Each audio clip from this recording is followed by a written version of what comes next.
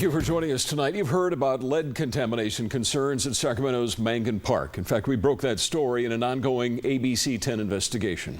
Well, tonight, Sacramento City leaders answered questions about what they're doing to get the lead out and keep people safe.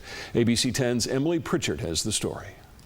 The city's focus is now. A gay nightclub in Sacramento is now changing its dress code after that attack in Orlando. Faces nightclub says that backpacks and oversized purses will no longer be allowed inside the bar. The bar's social media team posted a message on Facebook saying, "We take the safety and security of not only our customers, but that of our employees very seriously, and this is why we've come to this decision." Well, tonight, the battle over whether Britain should leave the European Union is still at a standstill following the shooting death of a British lawmaker.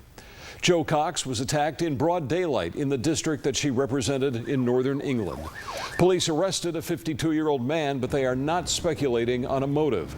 A witness said the shooter yelled "Britain first" during the attack, but authorities say it's still not clear whether the attack on Jo Cox was linked to next week's European Union referendum or whether she had deliberately been targeted. In recent weeks, she'd been campaigning for Britain to remain in the European Union ahead of the vote next week.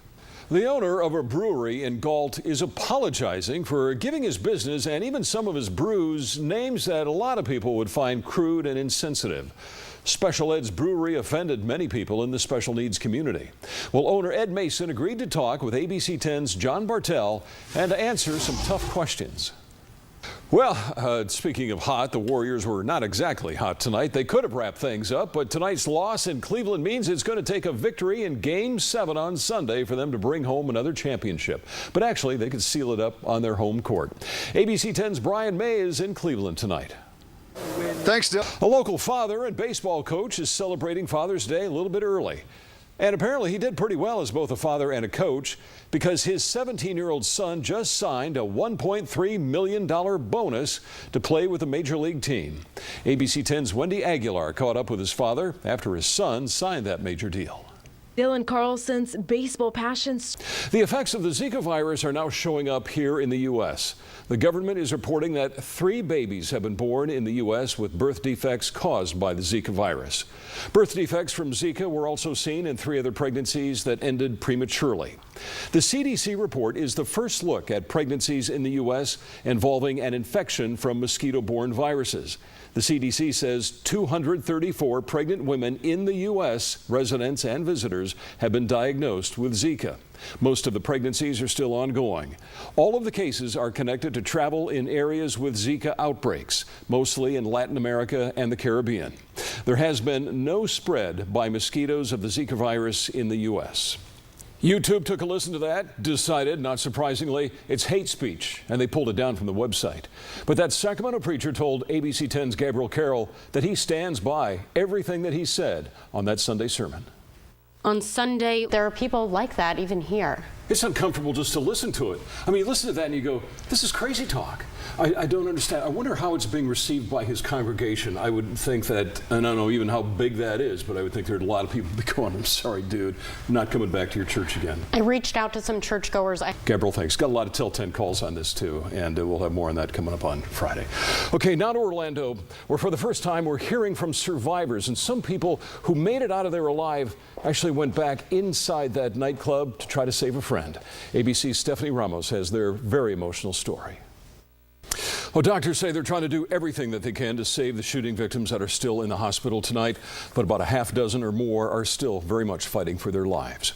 And we're learning new details about the killer Omar Mateen. The FBI is investigating claims that Mateen was actually a regular at gay clubs for years, including Pulse, where the attack took place.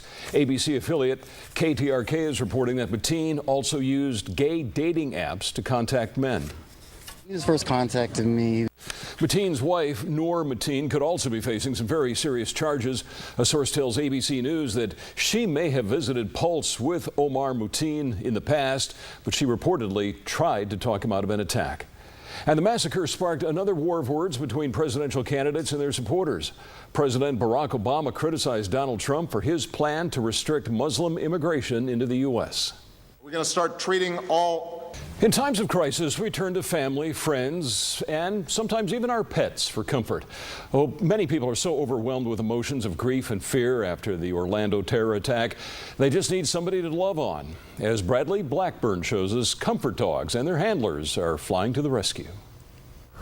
All right, new tonight at 5. People living in a Tracy neighborhood are just fed up with their mailboxes being broken into. It's a problem that we've reported on many times.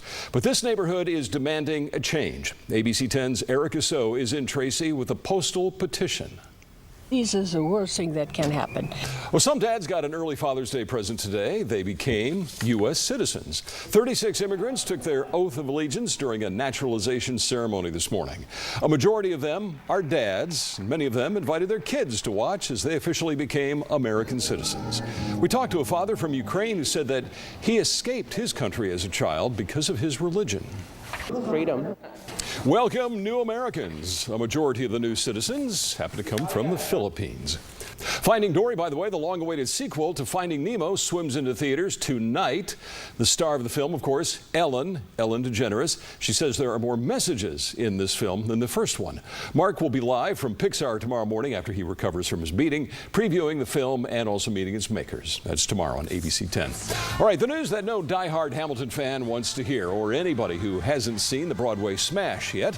Lin-Manuel Miranda, its creator and its star, is leaving the show. Miranda said that his last performance is going to be July 9th. Miranda, though, has lined up a lot of work after he leaves the show. He's got a lead role planned opposite Emily Blunt in a film sequel of Mary Poppins, and he'll turn his musical In the Heights into a movie. On Sunday, Hamilton won 11 Tony Awards, including Best New Musical, Best Book, and Best Score.